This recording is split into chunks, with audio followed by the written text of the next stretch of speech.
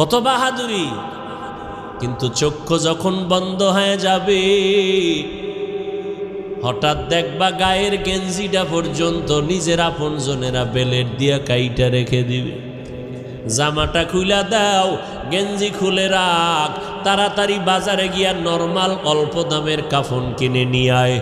কবর খনন কর, বাঁশ বাগানে বাঁশ খনন, বাঁশ কাঠ, কলা পাতা রেডি কর, গরম পানি রেডি কর, লাশটা ঘর থেকে তাড়াতাড়ি নামা। কয় বাইরে বৃষ্টি, কয় বৃষ্টি হোক, পলিথিন কাগজ দিয়ে পেঁচাইয়া বাইরে রাখ।